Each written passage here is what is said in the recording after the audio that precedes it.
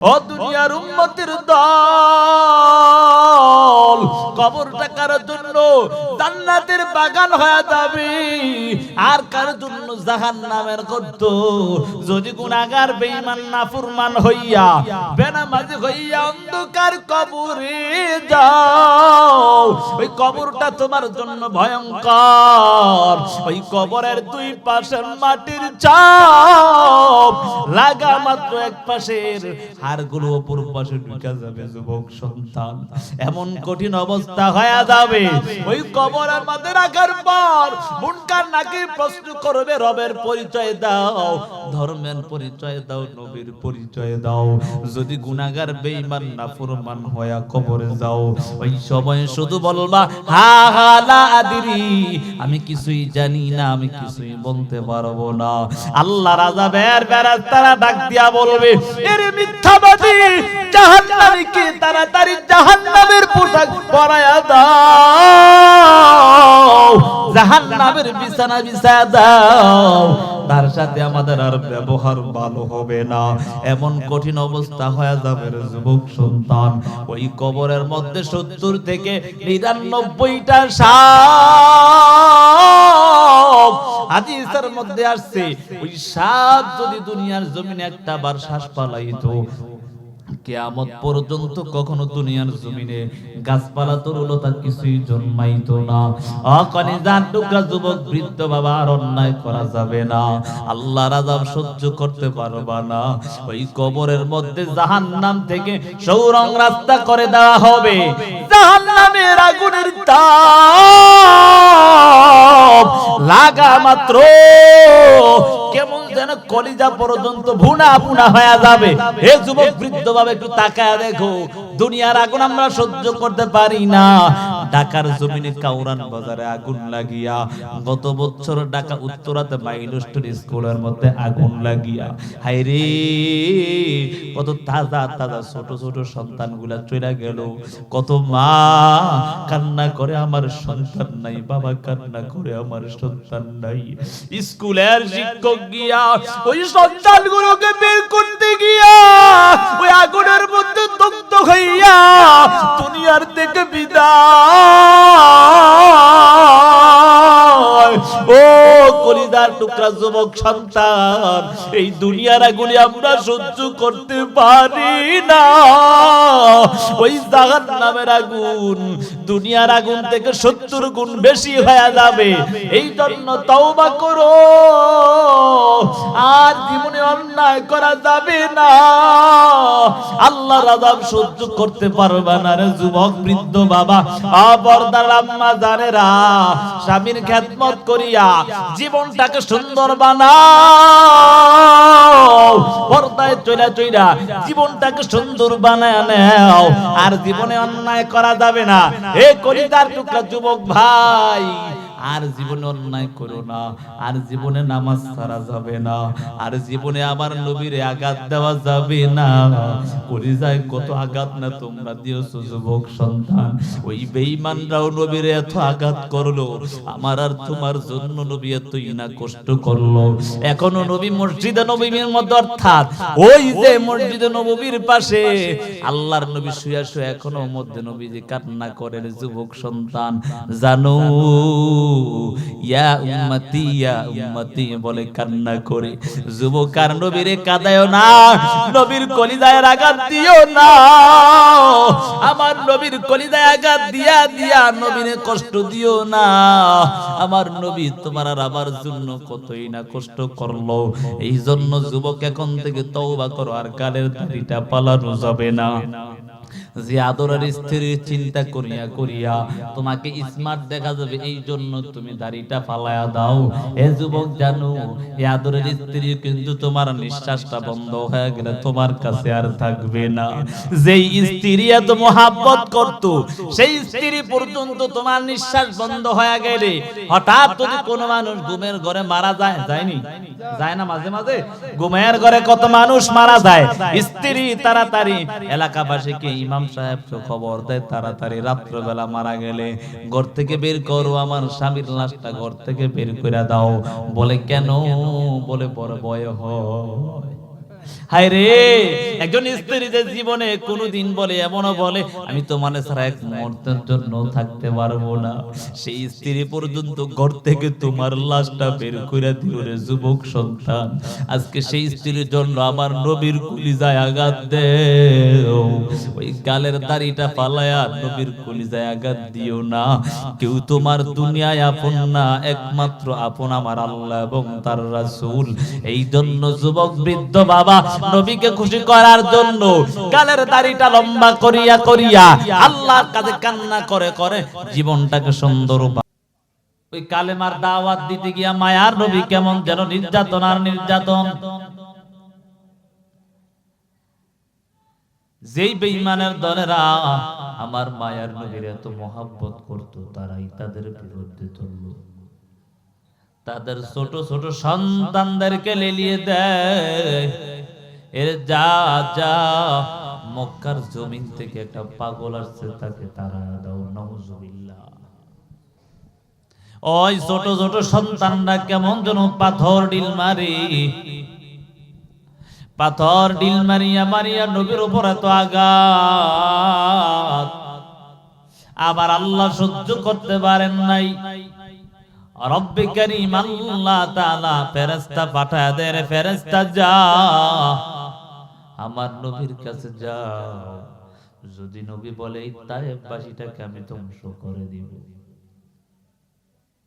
বলে কেন ধ্বংস করবে জানো? মায়ার নবী হলেন হাবিবুল্লাহ, ইব্রাহিম হলেন খলিলুল্লাহ। কথা বলেন ঠিক নেই? হাবিবুল্লাহ অর্থ বন্ধু, খলিলুল্লাহ অর্থ বন্ধু। তবে বন্ধু বন্ধু বড় ব্যবধান আছে না নাই? কিছু কিছু বন্ধু কাছের বন্ধু হয়, বুঝেন নাই? তার অন্তরের খবর সব মোটামুটি তার কাছে বলে। আবার কিছু বন্ধু আছে হাই হেলোর বন্ধু, ঠিক না?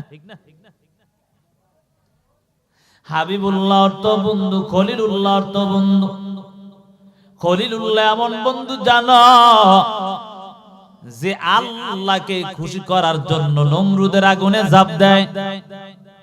হাবিবুল্লাহ এমন বন্ধু জানো যেই বন্ধুকে আল্লাহ খুশি করার জন্য আরশে আজিমে নিয়ে যায়, ঠিক নেই? এমন নবী পাইছি না আমরা? আরে সেই নবীর, ওই যে বললাম কেন এই কথা বললাম, আজকাল নবীর যুবক ভুলে গেছে। নেইমার আর মেসির ভালোবাসা নেই। এখন যদি আমগো সমাজের 12টা যুবকরা ডাক দেয় কই মেসির চিরুনি, কয় হুজুর এর চিন না দিলে তো আমার ঘুমে হয় না। অথচ ইরানের মুসলমানের উপর হামলা হয়, এই কুলাঙ্গার যখন কি জানি আরেক শত্রু শয়তানটা ডোনাল্ড ট্রাম্প নাকি, এটা বড় শয়তান কিন্তু জানেন তো, এর শয়তানও ভয় হয়। এই শয়তান যখন বলে আর এই কুলাঙ্গার মেসি আবার হাতের তালি দেয়, চিন্তা করা যায় মুসলমানের বিরুদ্ধে করে। কারণ হাদিসের মধ্যে আছে আল কুফরু মিল্লাতুন ওয়াহিদ, প্রত্যেকটা কাফের কিন্তু এক, তাদের মূল উদ্দেশ্য একটা, ঈমান মুসলমানদেরকে দুনিয়া থেকে উৎখাত করা। এজন্য কলিজার টুকরা যুবক সন্তান, বেঈমানদের ভালোবাসা নেওয়া যাবে না, ঠিক আছে না বাবা? এই বেঈমানরা তোমাকে জান্নাতে নিবে না। আপনি তাকে ভালোবাসেন, আপনার দেশটাও ভালো করেছেন। আল্লাহ বুঝার তৌফিক দেন, সকলে বলে আমিন। জুমলায়ে মুতারাজ, অর্থাৎ অন্যদিকে চলে গেলাম কেন? দুঃখের কারণ। ওই যে বলছিলাম রমাদান আমাদেরকে কি শিক্ষা দিল। বলে রমাদান মাস আসলে মানুষ ভালো হয়, রমাদানের পরে আবার যেন কিছু কিছু মানুষ ওই দাড়ি ফালায় না, রমাদান দেখে আবার ফালায় দেয়। এর থেকে কথাটা টান দিছিলাম, মনে আছে তো? আমি যে আয়াতে কারিমা তেলাওয়াত করেছি, রব্বি কারীম আল্লাহ বলেন ক্বাদ আফলাহা মান তাযাক্কা, সফল কাম তো তারাই যাদের অন্তরাত্মা পবিত্র, পুত পবিত্র থাকে। এই পবিত্র কেমনে? বলে রমজান মাসে রোজা রাখা পবিত্র করছে। কথা কয় না, ঠিক না? রমজান মাস কয়টা শিক্ষা দিয়েছে মনে আছে? 1 নাম্বার সিয়াম, 2 নাম্বার হলো কিয়াম, 3 নাম্বার হলো কোরআন, 4 নাম্বার হলো তাকওয়া, 5 নাম্বার হলো সাদাকা। কয়টা? এই 5টা জিনিস যদি কারো মধ্যে অর্জন হয়ে যায়, যুবক বৃদ্ধ বাবা ও পর্দার আম্মা জানেরা, কার মধ্যে যদি 5টা জিনিস এসে যায় সে প্রকৃত সফল কাম হয়ে যাবে। এজন্য যুবক সন্তান ওই রমজান মাস পাইয়া রোজা ছাইরা দিছে শয়তানের ধোঁকায় পড়া, কাজা আদায় করে নেও আর রবের কাছে কান্না করে করে তওবা করে নাও। ও রব, জীবনে কত অন্যায় করলাম, শয়তানের ধোঁকায় পড়ে অন্যায় করে ফেললাম। শয়তানের ধোঁকায় পড়ে মালিক রমজান মাসের রোজা ছাড়লাম, মুয়াজ্জিন আযান দেয় হাইয়া আলাস সালাহ,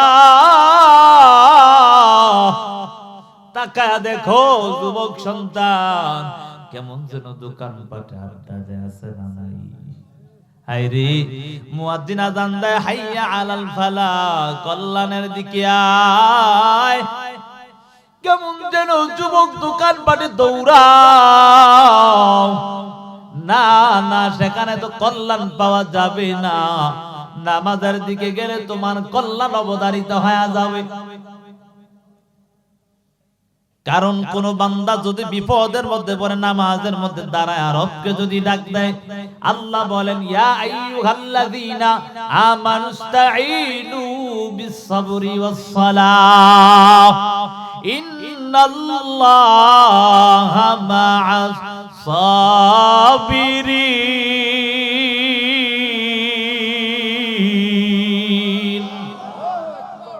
এই ইমানদারের দল নামাজ এবং দুরুদের মাধ্যমে রবের কাছে সাহায্য চাও।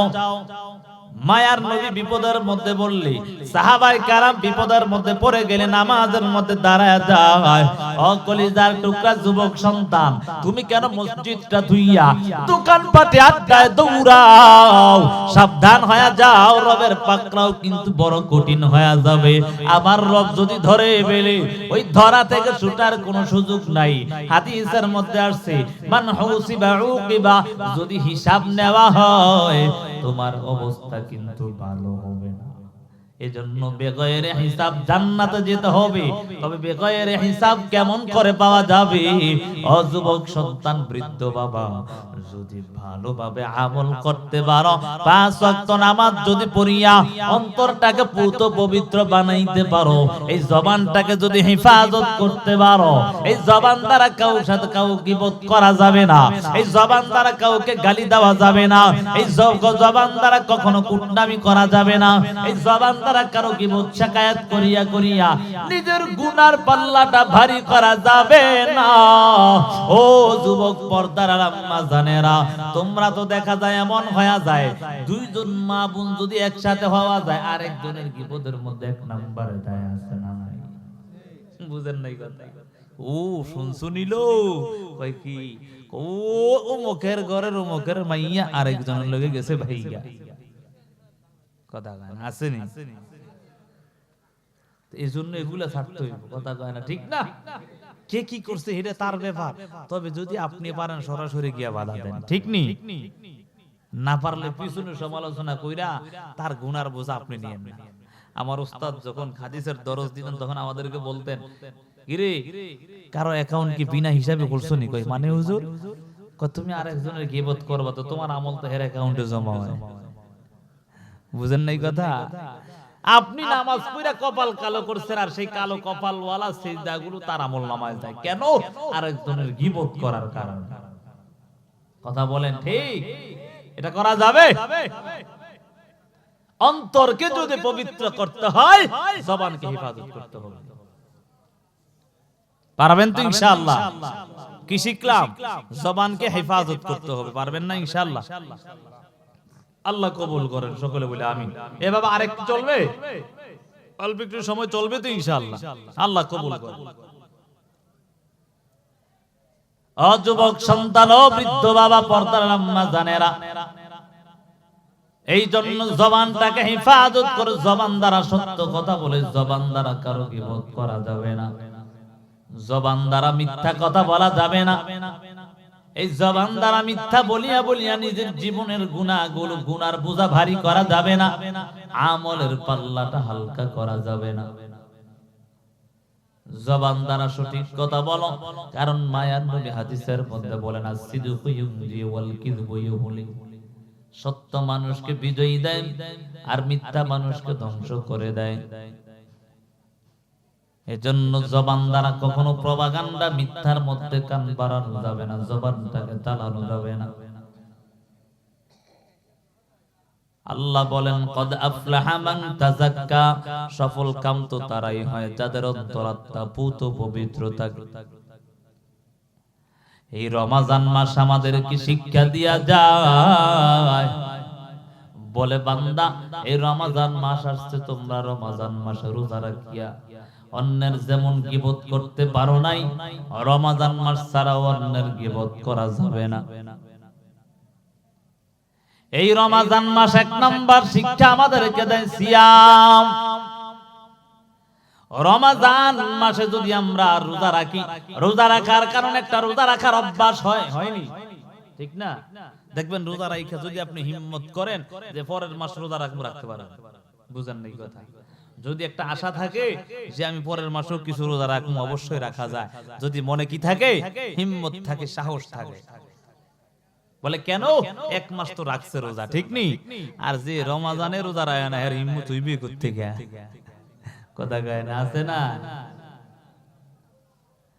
রমজান মাসে এক নাম্বার শিক্ষা সিয়াম।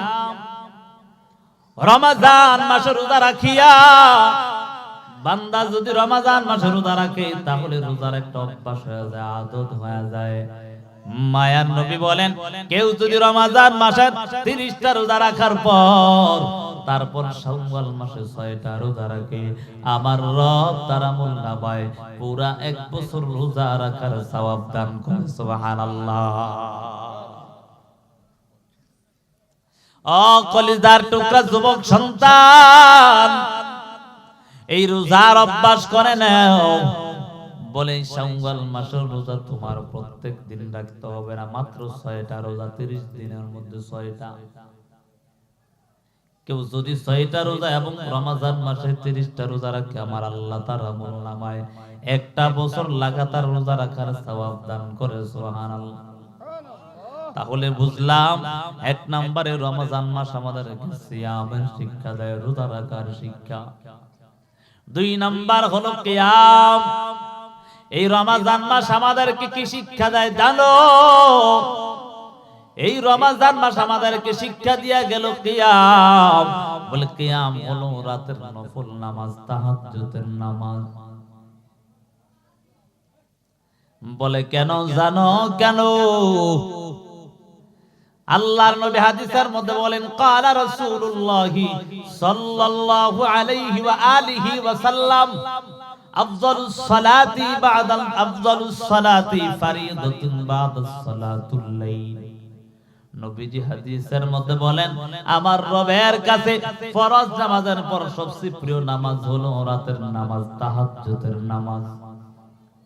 হে যুবক সন্তান, আমার রব আমার নবীকে ডাক দিয়া বলে ওয়া মিনাল লাইলি ফাতাহাজ্জাত বিহি নাফিলাতাল লাকা আসা আইয়াবাসাকা রাব্বুকা মাকামাম মাহমুদা। ও পয়গম্বর, আপনি রাতের কিছু অংশে দাঁড়াইয়া রবের গুণগান গাইবেন, তাহলে আপনি এই আমলটা যদি করতে পারেন, আমল আপনাকে মাকামে মাহমুদ পর্যন্ত নিয়ে যাবে। সুবহানাল্লাহ। এ যুবক সন্তান, এই কলিজার টুকরা যুবক বৃদ্ধ বাবা, ভালো করে শোনো, তাহাজ্জুদ নামাজের কত দাম।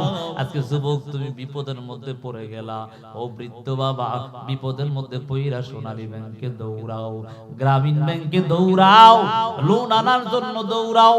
বলে না না, যদি রাত্র গভীর উঠিয়া আমার মাওলাকে যদি ডাক দাও, আমার মাওলা কিন্তু তোমাকে দেওয়ার জন্য তৈরি হয়ে আছে। আমার রব রাত্রের শেষ অংশে আসিয়া প্রথম আসমানে এসে ডাক দিয়ে আব্দুল করিমের সন্তান, তোর কোন জিনিসটা করার প্রয়োজন, আমি আল্লাহর কাছে চাও, আমি আল্লাহ তোমাকে দেওয়ার জন্য তৈরি হয়ে আছি। এ যুবক সন্তান, এই জন্য রবের কাছে যদি চাইতে পারো, তোমাকে আমার রব কোনোদিনও খালি ফেরা দিবে না। এ যুবক জানো, আমার রব তো এমন একজন রব, যেই রবের কাছে না চাইলে রব বড় রাগান্বিত হয়। কথা বলেন ঠিক নেই? দুনিয়ার মালিকের কাছে একবার দুইবার যদি যাওয়া হয়, তৃতীয়বারের সময় কেমন যেন মালিক রাগান্বিত হয়ে যায়। কিন্তু আমার রব এমন একজন রব, যেই রব বান্দার প্রতি নারাজ হয় কখন? বলে যখন বান্দা রবের কাছে না চায় তখন নারাজ হয়ে যায়। এই জন্য আমার রব তো এমন একজন রব, যেই রব শুধু তোমাকে আমাকে ডাকে সব সময়। কলিজার টুকরা যুবক সন্তান, জীবনে কত অন্যায় করেছো, শয়তানের ধোঁকায় পড়িয়া পড়িয়া মা বাবার সাথে কত অন্যায় করেছো, কতই না নামাজ ছাড়িয়া, কতই না রোজা ছাড়িয়া, কতই না মুরব্বিদের সাথে অন্যায় করে করে জীবনটা ধ্বংস করে দিয়েছো। আল্লাহ বলেন, লা তাকনাতু মির রাহমাতিল্লাহ, ইন্নাল্লাহা ইয়াগফিরুয যুনুবা জামিআ, ইন্নাহু হুয়াল গফুরুর রহিম। আল্লাহ বলেন, লা তাকনাতু মির রাহমাতিল্লাহ, আল্লাহর রহমত থেকে নিরাশ হওয়ার কোনো সুযোগ নাই। এরে যুবক সন্তান, আমি আর তুমি কি এমন অন্যায় করলাম? তোমার চেয়ে আমার চেয়ে বড় অন্যায় করেছে সাহাবায়ে কেরাম, এমন অন্যায় করেছে রে যুবক, যারা শিরক করত কিন্তু খাঁটি দিলে ঈমান আনার কারণে আমার আল্লাহ বলেন, রাদিয়াল্লাহু আনহু ওয়া রাদু আন, আমি তো তাদের প্রতি সন্তুষ্ট, তোমরাও সন্তুষ্ট হয়ে যাও। ও যুবক সন্তান, আমার সেই রব কিন্তু এখনো আছে না নাই? কথা কয় না, আছে না নাই?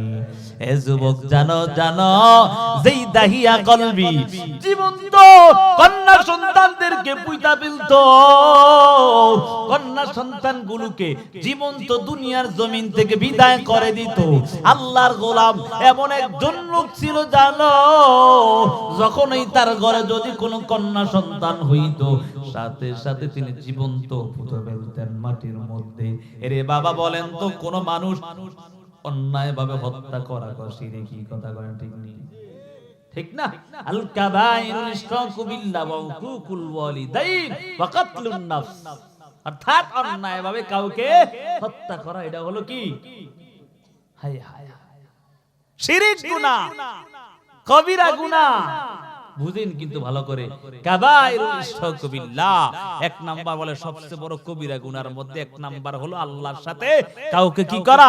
শিরক করা, মারা, কুফরি করা, অর্থাৎ অন্যায়ভাবে কাউকে হত্যা করা, এটাও কিন্তু কবিরা গুনাহ। সাবধান। চিন্তা করা যায়, তা আমি আর আপনি কি কাউকে হত্যা করছি? আল্লাহ কি আমাদের মাফ করার জন্য আছে না? যেই দাহিয়া কলবি, তার জীবনে এমন কোন কন্যা সন্তান ছিল না যে দুনিয়ায় রাখল। শেষ পর্যন্ত বাসার থেকে যখন তিনি সফরে বের হয়ে যাবেন, ওই সময় তার স্ত্রী অন্তঃসত্ত্বা ছিল। স্ত্রীর দুনিয়ার জমিনে সন্তান গর্ভপাত করলেন, ওই সন্তানটাও ফুটফুটে সুন্দর কন্যা সন্তান। এ যুবক সন্তান, ইবরাত হাসিল করো, শিক্ষা অর্জন করে নাও। আল্লাহ নবীর সাহাবী দাহিয়াতুল কলবি শেষ পর্যন্ত নবীর সাহাবী হয়ে গেছে। কিতাবের মধ্যে আছে তার সুরত ধরে ধরে মাঝে মাঝে নবীর কাছে ওহী আসতো, সুবহানাল্লাহ, জিবরাইল আমিন। এ যুবক জানো, কন্যা সন্তান, ফুটফুটে কন্যা সন্তান দুনিয়ার জমিনে আসলো, কিন্তু তিনি সফরে ছিলেন। অনেকদিন পর কেমন যেন বাসায় আইসা এবার স্ত্রীকে ডাক দেয়, বলো আমার কি সন্তান হই? আইরে স্ত্রী তো জানি কন্যা সন্তান সে মেরে ফেলবে। স্ত্রী আগে সন্তানটাকে দেখায় না, স্বামীর সাথে আগে কথোপকথন করিয়া স্বামীর মনটা গলাইয়া তারপর দাহিয়াতুল কলবির কাছে তার সন্তানটা পাঠালেন, দেখালেন এত সুন্দর সন্তান যে কেউ দেখলে মায়া লেগে যাবে। ওই সন্তান দুনিয়ার জমিনে দাহিয়াতুল কলবির মনে মনে একটু চিন্তা রাগ হয়ে গেল, আমার ঘরে এমন কোন কন্যা সন্তান নাই, অথচ এই সন্তান এখন কন্যা সন্তান বড় হয়ে যাচ্ছে, না না রাখা যাবে না। স্ত্রীকেও জানায় না, একদিন ডাক দিয়া বলে আমি আমার সন্তানটাকে নিয়ে ঘুরতে যাব, বের হব। সন্তানটাকে নিয়ে বলে তাড়াতাড়ি সাথে সাজাইয়া দাও। ওই ছোট সন্তান দেখবেন বাবা যখন হাঁটতে শিখে এবং হালকা হালকা কথা বলে ওই সময় বেশি আদর মায়া লাগে, ঠিক নি? হ্যাঁ ঠিক না? ওই ছোট সন্তানটা বাবাকে ধরে ধরে হাতের মধ্যে ধরে বাবার সাথে রওনা হয়ে যায়। দাহিয়াতুল কলবির হাত ধরে ধরে সন্তানটা চলতে, মরুভূমি অঞ্চল,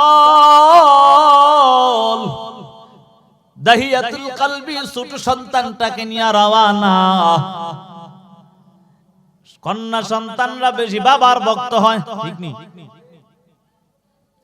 এবার কন্যা সন্তান বলে রে আব্বা জান, এই মরুভূমি দিয়া কেমন করে তুমি রৌদ্র দিয়া একা একা হাইটা হাইটা যাও, তোমার তো কষ্ট হয়ে যাচ্ছে। হাইরে তারপরেও মনের মধ্যে একটু মায়া লাগে না? মরুভূমিতে যাওয়ার পর শেষ পর্যন্ত গর্ত খনন করতে লাগলো। আরে কত হৃদয় বিদারক ঘটনা জানো? বাবা যখন গর্ত খনন করে বাবার কপাল দিয়া ঘাম বেয়ে বেয়ে পরে ছোট সন্তানটা বাবার কপালের ঘামগুলো মিশা দিত আর বলতো আব্বা জান তোমার কত কষ্ট হয়, কেন এত কষ্ট করো কেন? কত সুন্দর কইরা কন্যা সন্তানটা বাবার ঘামগুলো মুছা দেয়। কিন্তু এমন ওই সময় নিষ্ঠুর হৃদয় ছিল রে যুবক সন্তান, জানো দাহিয়াতুল কলব ওই সময় তার ছোট সন্তানটাকে, কন্যা সন্তানটা ফুটফুটে সন্তানটা গর্ত করা শেষ, ওই ছোট সন্তানটাকে ধাক্কা দিয়ে ওই গর্তের মধ্যে পালায়া দেয়। কন্যা সন্তান কান্না করে বলে আব্বা আমাকে তুমি দুনিয়ার জমিন থেকে বিদায় করে দিও না, আমি আর তোমাকে কোনোদিন বাবা বাবা বলে পরিচয় দিব না। সন্তান কান্না করে আর বলে, কিন্তু দাহিয়াতুল কলবি পাথর দিয়া দিয়া তারপরে জ্যান্ত ভাবে ওই সন্তানটাকে পুঁতা ফেলছে। এই রে যুবক সন্তান, ওই দাহিয়াতুল কলবিকে আল্লাহ শেষ পর্যন্ত এত দামি বানায় দিয়ে তওবা করার কারণে। এ যুবক সন্তান, এই জন্য জীবনে কত অন্যায় করেছো, আর অন্যায় করা যাবে না।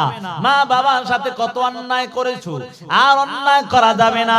আল্লাহর কাছে কান্না করো, ও দয়ার মালিক, ও দয়ার আল্লাহ, জীবনে কত অন্যায় করেছি, আর অন্যায় করব না। জীবনে কত অন্যায় করে করে মুরব্বিদের সাথে অন্যায় করলাম, ও রব কতই না নামাজ ছেড়ে দিলাম। কারণ যুবক তুমি জানো আমার রব এত মায়া করে, এত আদর করে দুনিয়ার জমিনে বানানোর পর রবকে কেমন করে ভুলা গেলা? যখন বনি আদম গুনার কাজে দৌড়ায়, আল্লাহ ডাক দিয়া বলে ইয়া আইয়ুহাল ইনসান মা গররাকা বিরাব্বিকাল কারীম। এর ইনসানের দল, ও মানুষের দল, তোদেরকে তোদের রবের প্রতি কোন জিনিস ধোঁকায় বালায়া দিল? এত মায়া করে বানানোর পর, এত আদর করে বানানোর পর রবকে কেমন করে ভুলা গেলি? এখন কি আমার রবের কথা তোমার স্মরণ হয় না? এই জন্য যুবক সন্তান, আল্লাহ তাআলা এই রমাদান মাসটা দিয়া আমাদেরকে 5টা শিক্ষার মধ্যে 1 নাম্বার শিক্ষা হলো সিয়াম। রমাদান মাসে রোজা রাখা বান্দা অভ্যাস হবে রোজা রাখার। শাওয়াল মাসের 6 রোজা রাখবে, জিলহজ মাসে আমার আল্লাহর বান্দা আরাফার রোজা রাখবে, আল্লাহর বান্দা মুহররমের 10 তারিখের আশুরার রোজা রাখবে। অর্থাৎ যুবক সন্তান, এই রমাদান মাস আমাদেরকে সিয়াম রাখার অর্থাৎ রোজা রাখার অভ্যাস শিক্ষা দিল। এই রমাদান মাস কিয়ামের অভ্যাস করলো। বলে কেমন জানো, রমাদান মাস আসলে বান্দা তারাবিহের নামাজ পড়ে কি পড়ে না? ঠিক নেই? হ্যাঁ, এটা একটু বেশি না নামাজটা? রমাদান মাস আসলে এ যুবক সন্তান বুঝানোর জন্য বলি, রমাদান মাসে আমরা ভোর রাতে সাহারি খাই কি খাই না? আপনারা কি কোন এটা সাহারি না? এই সাহারি খাওয়ার সময় যখন আল্লাহর বান্দা উঠো, ওই সময় ওযু বানাইয়া কিছু কিছু মানুষ 2-4 রাকাত তাহাজ্জুদের নামাজ পড়ে কি পড়ে না? বলে রমাদান মাস আমাদেরকে তাহাজ্জুদের নামাজের শিক্ষা দিয়েছে। কারণ আল্লাহ নবীরে বলে ওয়া মিনাল লাইলি ফাতাহাজ্জাত বিহি নাফিলাতান লাকা আসা আইয়াবাসাকা রাব্বুকা মাকামাম মাহমুদা। ও কলিজার টুকরা যুবক সন্তান, এই জন্য আমার রব নবীরে পর্যন্ত বলেন তাহাজ্জুদ নামাজ পড়েন, শেষ অংশে নামাজ আদায় করবেন। চেষ্টা অংশে কিছু অংশে অতিরিক্ত আপনি আমল করবেন, আমলগুলো আপনাকে বলি আপনাকে মাকামে মাহমুদ পর্যন্ত নিয়ে যাও। হে যুবক সন্তান, যদি আমার রবের নৈকট্য অর্জন করতে চাও, নবীজি হাদিসের মধ্যে বলেন ক্বালা রাসূলুল্লাহি সাল্লাল্লাহু আলাইহি ওয়া আলিহি ওয়া সাল্লাম আকরাবু মা ইয়াকুনুল আবদু মির রাব্বিহি ওয়া হুয়া সাজিদ। ও যুবক সন্তান, আমার রবের যদি নিকটবর্তী হতে চাও তাহলে তুমি সিজদার মধ্যে লুটায় পড়ো। যুবক জীবনে নামাজ ছেড়ে দিছ, নামাজ ছাড়া যাবে না। এ যুবক সন্তান, আমার আল্লাহকে আর কষ্ট দেওয়া যাবে না, নবীকে আর কষ্ট দেওয়া যাবে না। আল্লাহর অন্তরটা ঠান্ডা করবা কেমনে? বলে নামাজ রোজা করিয়া আমার রবের মহান বিধানগুলো তুমি পালন করে করে আমার রবকে যদি খুশি করতে পারো, আমার রব তোমাকে বিনা হিসাব জান্নাতে বইলা ঘোষণা করবে। সুবহানাল্লাহ। এই জন্য যুবক বৃদ্ধ বাবা ও পর্দার আম্মা জানেরা, আর অন্যায় করা যাবে না, বেপরদায় চলিয়া চলিয়া কবিরা গুনাহ করা যাবে না। আমাদের মা বোনেরা তো এমন হয়ে গেছে, বলে নামাজ পড়া ফরজ জানে কিন্তু পর্দা করা ফরজ সেটা মনেই থাকে না। কথা কথা, নামাজ যেমন ফরজ পর্দাও তেমন। মহিলাদের জন্যই ফরজ, কেলামনে গলে ফরজ আছে না নাই? হ্যাঁ, কিছু কিছু জায়গায় চোখ নিজের নিচের মিগে দিতে হইব। কথা কয় না? ঠিক নেই? বুঝেন নাই কথা? শয়তান মাঝে মাঝে আপনার সামনে এভাবে নারীকে ধরবে। আল মারআতু আওরাতুন ইযা খারাজাত ইস্তাশরাফাহা শাইতান। হাদিসের মধ্যে আসছে, যখন কোন পুরুষ রাস্তা দিয়ে হেঁটে যায়, ওই সময় বেগানা নারী যদি বেপরদায় চলে, সেই নারীটাকে কেমন যেন তার সামনে উলঙ্গ ধরে শয়তান। নাউজুবিল্লাহ। তাহলে চিন্তা করেন, একবারে কেল নারীরাই পর্দা করবে এমন না, আপনার নিজেরও হেফাজত থাকতে হবে। কথা কয় না? ঠিক নেই? তবে আগে আমার মা বোনেরাও হেফাজত হতে হবে, অর্থাৎ সঠিক হলে দুনিয়াটা ঠিক হয়ে যাবে। কথা বলেন ঠিক? আজকে বেপরদায় চলার কারণে দর্শন বেশি বাড়ছে। কথা কয় না? ঠিক নেই? এই বাবা, আমগো মা বোনরা দর্শন হয় না, তোমারটা হয় কেন? বলে কেন জানো? বলে এক নাম্বার কারণ হলো বেপরদায় চলার কারণে। কথা কয় না? ঠিক নেই? রাস্তা দিয়ে হাইটা যায়, কি সুন্দর আলতা লিপস্টিক দিয়া এত সুন্দর মেকআপ করে আইসা, তোমারে দেখলে আরো 10 জন পাগল হওয়ারই তো কথা। কথা কয় না? ঠিক না? দর্শন বন্ধ করতে হলে নিজেকে আগে সেফটি হতে হবে। কথা কয় না? ঠিক না? নিজে পর্দায় থাকবা তো দেখবা তোমাকে এমনি মানুষ ভালোবাসবে, আল্লাহও ভালোবাসবে। সুবহানাল্লাহ বলবেন না? এই বাবা, আমগো বউরা পর্দা করে, এজন্য কি আমরা বউ করে ভালোবাসি না? এই বুঝেন না? আসেন আপনারা? হ্যাঁ, আপনি চিন্তা করছেন আপনার বউ সুন্দর, এই জন্য আরো 10 জনরে দেখানো লাগবে নাকি? হ্যাঁ, হায় রে কপাল পরা। আল্লাহ বুঝার তৌফিক দেন, সকলে বলি আমিন। আপনার কারণে যদি আপনার স্ত্রীর গুনাহ হয়, সেটাও রবের কাছে জবাব দিতে হবে। সাবধান। আলা কুল্লুকুম রাঈন ওয়া কুল্লুকুম মাসউলুন আন রাইয়াতিহি। সাবধান হয়ে যাও, প্রত্যেকই দায়িত্বশীল, তার দায়িত্বের ব্যাপার রবের কাছে দণ্ডায়মান হবে, জিজ্ঞাসা করবে। এজন্য যুবক সন্তান ও বৃদ্ধ বাবা, পর্দার আম্মা জানেরা, সফল কাম যদি হতে চাও অন্তরাত্মাকে পবিত্র করবা। পবিত্র কেমনে করবা? জবানকে হিফাজত করবা। রমাদান মাসে রোজা রাখার কারণে সিয়ামের অভ্যাস করবা। বলে সিয়ামের অভ্যাস যদি হয় তোমার অন্তরাত্মাও পবিত্র হয়ে যাবে। দ্বিতীয় নাম্বার কিয়াম, তাহাজ্জুদের নামাজ, নফল নামাজগুলো বেশি বেশি পড়বা। তৃতীয় নাম্বার হলো এই রমাদান মাস আমাদেরকে শিক্ষা দিলেন কোরআন। এই রমাদান মাসে আল্লাহ কোরআন নাযিল করলেন। আল্লাহ বলেন শাহরু রমাদান আল্লাযী উনজিলা ফীহিল কোরআন। আল্লাহ রাব্বুল আলামিন কোরআনকে রমাদান মাসে নাযিল করেছেন। বলে কোন রাত্রে? ইন্না আনজালনাহু ফি লাইলাতিল কদর ওয়া মা আদরাকা মা লাইলাতুল কদর। লাইলাতুল কদরি খায়রুম মিন আলফি শাহর। ও কলিজার টুকরা যুবক সন্তান, আল্লাহ রাব্বুল আলামিন বলেন ইন্না আনজালনা ফি লাইলাতিল কদর। রব্বি কারীম আল্লাহ এই কোরআনকে কদরের রাতে প্রথম আসমানে নাযিল করেছেন। এ যুবক সন্তান, বৃদ্ধ বাবা, এই রমাদান মাসে আমাকে কোরআন তেলাওয়াতের শিক্ষা দিয়েছে। রমাদান মাসে কোরআন নাযিল করিয়া মানুষ রমাদান মাসে কোরআনটা বেশি তেলাওয়াত করে। বলে কেন করে জানো? রমাদান মাসে পড়লে এক অক্ষর পড়লে 10 নেকি না, আল্লাহ তাআলা 70টা নেকি দান করেন। কথা বলেন ঠিক নেই? এই জন্য যুবক সন্তান ও বৃদ্ধ বাবা, এই রমাদান মাসে কিন্তু আমার রব আল্লাহ তাআলা কোরআনটা নাযিল করিয়া রমাদান মাসের বরকত আল্লাহ দান করলেন। এই জন্য মানুষ এই রমাদান মাসেও কোরআন তেলাওয়াত বেশি বেশি করে। এই কোরআন তেলাওয়াত করিয়া বান্দা একটা মাস যখন কোরআন তেলাওয়াত বেশি করবে, বাকি 11টা মাস একটা আদত অভ্যাসে পরিণত হয়ে যাবে কোরআন তেলাওয়াতের। কথা বলেন ঠিক নেই? এই জন্য রমাদান আমাদেরকে 1 নাম্বার শিক্ষা দিল সিয়াম, দ্বিতীয় নাম্বার হলো কিয়াম, তৃতীয় নাম্বার হলো কোরআন। এই কোরআনটা তেলাওয়াত করিয়া করিয়া বান্দা আমার রবের কাছে এত প্রিয় হবে জানো? ও কলিজার টুকরা যুবক সন্তান, ও বৃদ্ধ বাবা, এই কোরআনটার কেমন দাম? বলে কোরআনটা আমার রব যেমন দামি, এই কোরআনটাও তেমন দামি। এই কোরআনের সাথে যার সম্পর্ক যত বেশি হবে তাদেরও দাম আমার আল্লাহর কাছে অনেক বেশি হয়ে যাবে।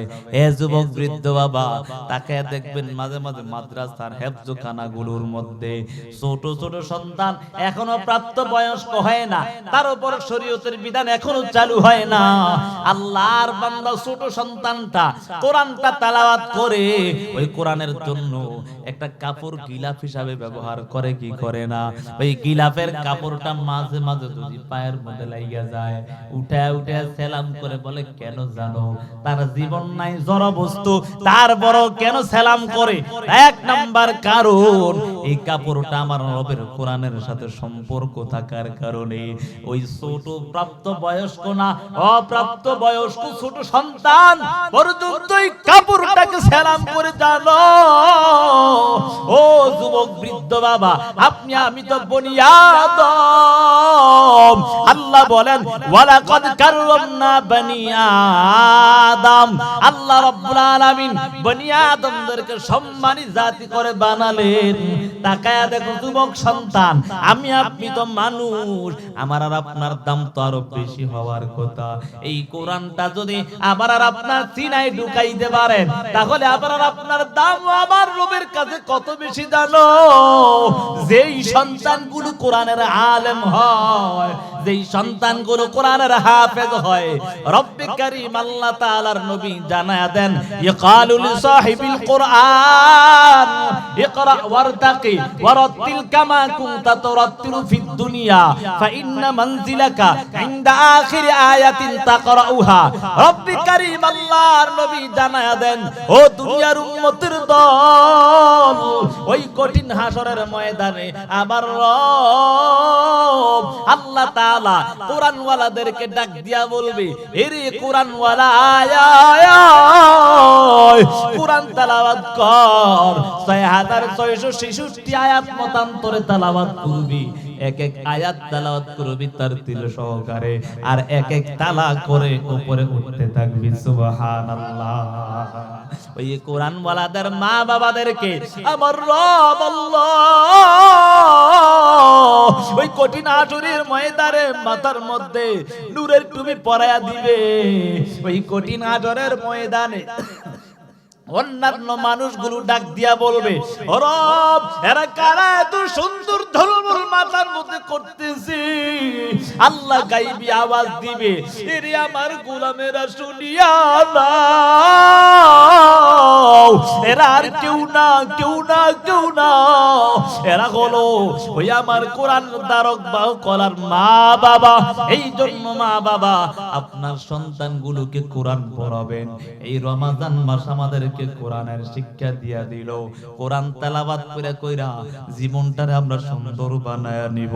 তাহলে 1 নাম্বার শিক্ষা সিয়াম, 2 নাম্বার শিক্ষা হলো কিয়াম, 3 নাম্বার শিক্ষা হলো কোরআন, 4th নাম্বার শিক্ষা হলো তাকওয়া। কি এই কালকে যে আবার বুঝাইতে পারবেন নি মানুষরে? পারবেন তো ইনশাআল্লাহ?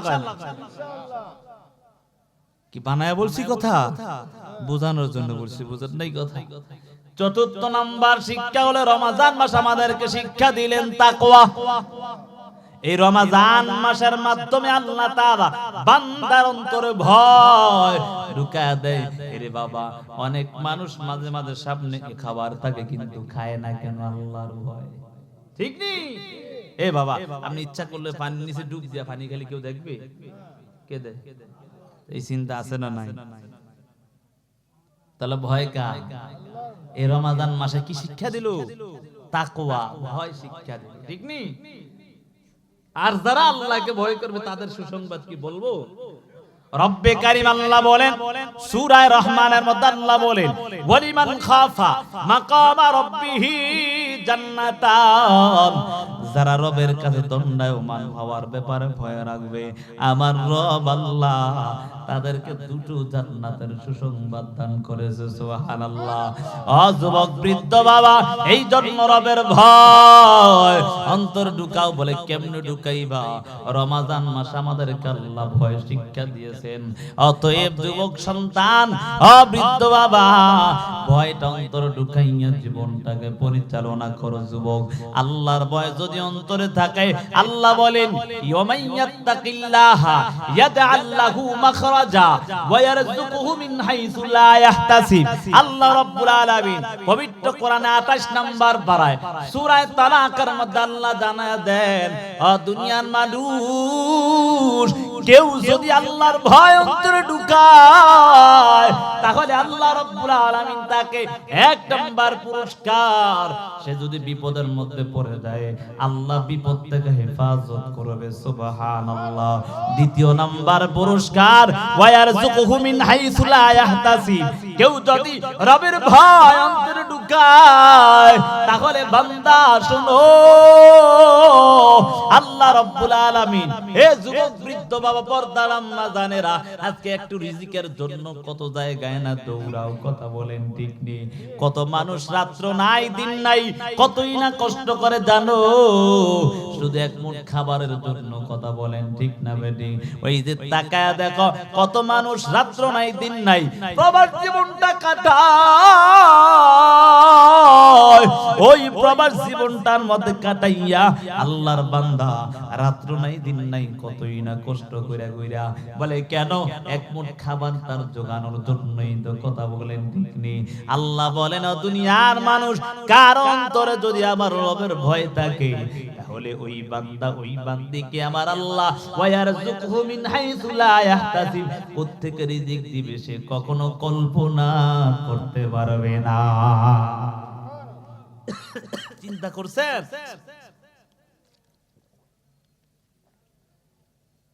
আল্লাহ রাব্বুল আলামিন বলেন, কেউ যদি অন্তরে আল্লাহর ভয় থাকে তাহলে আল্লাহ তার খাবার কোত্থেকে দেবে কখনো কল্পনাও করতে পারে না।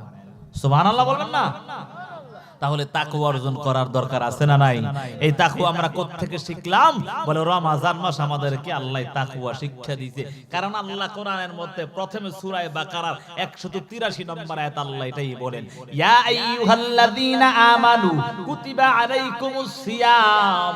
কামা কুতিবা আলাল্লাযিনা মিন ক্বাবলিকুম লাআল্লাকুম তাত্তাকুন। এই ইমানদারেরা তোমরা রোজা রাখো বলে তোমাদের উপর রোজাকে ফরজ করা হয়েছে, পূর্ববর্তীদের উপর যেমন ফরজ করা হয়েছে। বলে কেন? লাআল্লাকুম তাত্তাকুন, যাতে তোমরা মুত্তাকি হয়ে যাও। তাহলে বোঝা গেল এই রমাদান মাস আমাদেরকে কি শিক্ষা দিল? তাকওয়া। এক নাম্বার হলো সিয়াম, মনে আছে? রোজা রাখার অভ্যাস আল্লাহ শিক্ষা দিলেন রমাদানের মাধ্যমে। দ্বিতীয় নাম্বার হলো কিয়াম, তৃতীয় নাম্বার হলো কোরআন, চতুর্থ নাম্বার হলো তাকওয়া। এই চারটা জিনিস। পঞ্চম নাম্বার হলো বান্দা এই রমাদান মাস আমাদেরকে সাদাকা বেশি বেশি করা শিক্ষা দিয়েছে। সুবহানাল্লাহ, ঠিক না? সাদাকাতুল ফিতর দিছি না আমরা? কথা কয় না, দিছিনি? এটা কেন জানেন? বলে যাকাত আল্লাহ দিয়েছে মালকে পবিত্র করার জন্য, আর সাদাকাতুল ফিতর আল্লাহ দান করছেন রোজাকে পবিত্র করার জন্য। কথা বলেন ঠিক না বেটে? তাহলে বোঝা গেল এটার দ্বারা আল্লাহ তাআলা আমাদেরকে দান সদকা করার একটা শিক্ষা দান করছেন। কথা বলেন ঠিক? আমার আলোচনা কি বুঝতে পারলেন? আলোচনা কিন্তু শেষের দিকে বোঝানোর জন্য বলছি বাবা। এজন্য যুবক সন্তান, বৃদ্ধ বাবা, অন্তরে ভয় নিয়ে চলো, জাহান্নামের আযাব সহ্য করতে পারবা না। আমার রব এমন একজন রব জানো, যেই রব বান্দারে কখনো জাহান্নামে দেওয়ার জন্য দুনিয়ায় বানায় না। আমার রব এমন একজন রব, যেই রব কখনো বান্দাকে জাহান্নামে দিয়া শান্তি পাবে না। দুনিয়ার বিচারপতি তার দোষীকে খোঁজে, অপরাধীকে খোঁজে শাস্তি দেওয়ার জন্য, আর শাস্তি দিয়া অপরাধীকে শাস্তি দিয়া দুনিয়ার বিচারপতি খুব মায়া পায়, খুশি লাগে, আনন্দ লাগে। আমার রব এমন একজন রব, যেই রব বান্দাকে খোঁজে, অপরাধীকে খোঁজে ক্ষমা করার জন্য। এই জন্য যুবক সন্তান তওবা করো, তওবা করো। ও যুবক, জীবনে যত অন্যায় করেছো আর অন্যায় করা যাবে না। জীবনে যত অন্যায় করেছো এখন থেকে তওবা করো, আর জীবনে ওই গুনাহটা করবা না। দৃঢ় প্রতিজ্ঞা করে নাও, বাবা তুমি গুনাহও করলা, তওবাও করলা, এই তওবা কবুল হবে না। খাঁটি দিলে তওবা করতে হবে, আল্লাহর জীবনে অন্যায় করব না। ওই গুনার প্রতি অনুতপ্ত হয়ে যেতে হবে, এখন সেই গুনাহ ছেড়ে দিতে হবে। চতুর্থ নাম্বার হলো, যদি কারো সম্পদ খেয়ে থাকো তাহলে সেই সম্পদগুলো দিয়ে দিতে হবে।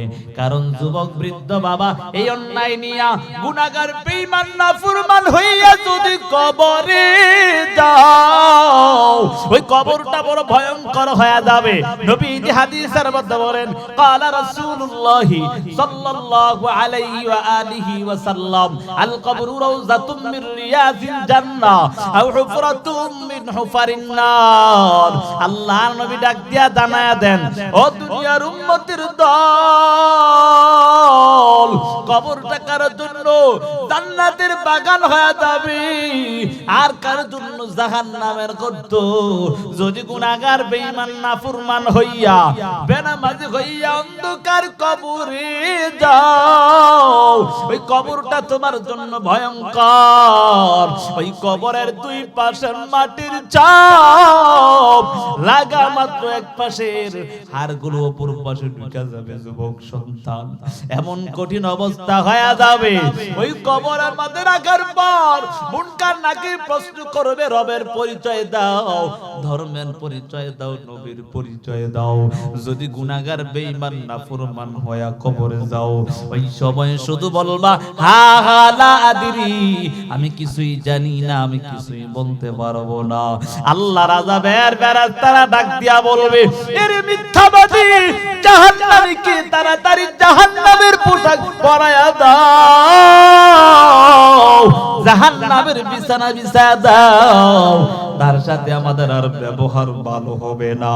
এমন কঠিন অবস্থা হয়ে যাবে যুবক সন্তান। ওই কবরের মধ্যে 70 থেকে 99টা সাপ, হাদিসের মধ্যে আসছে, ওই সাপ যদি দুনিয়ার জমিনে একটা বার শ্বাস ফালাইতো কিয়ামত পর্যন্ত কখনো দুনিয়ার জমিনে গাছপালা তরুলতা কিছুই জন্মাইতো না। কলিজার টুকরা যুবক বৃদ্ধ বাবা, আর অন্যায় করা যাবে না, আল্লাহর আযাব সহ্য করতে পারবা না। ওই কবরের মধ্যে জাহান্নাম থেকে সৌরং রাস্তা করে দেওয়া হবে। জাহান্নামের আগুনের তাপ লাগা মাত্র কেমন যেন কলিজা পর্যন্ত ভুনা ভুনা হয়ে যাবে। হে যুবক বৃদ্ধ বাবা, একটু তাকায় দেখো, দুনিয়ার আগুন আমরা সহ্য করতে পারি না। ঢাকার জমিনে কাউরান বাজারে আগুন লাগিয়া, গত বছর ঢাকা উত্তরাতে মাইলস্টোন স্কুলের মধ্যে আগুন লাগিয়া, হায়রে কত তাজা তাজা ছোট ছোট সন্তানগুলা চলে গেল। কত মা কান্না করে আমার সন্তান নাই, বাবা কান্না করে আমার সন্তান নাই। স্কুলের শিক্ষক গিয়া ওই সন্তানগুলোকে বের করতে গিয়া ওই আগুনের মধ্যে দগ্ধ হইয়া দুনিয়ার থেকে বিদায়।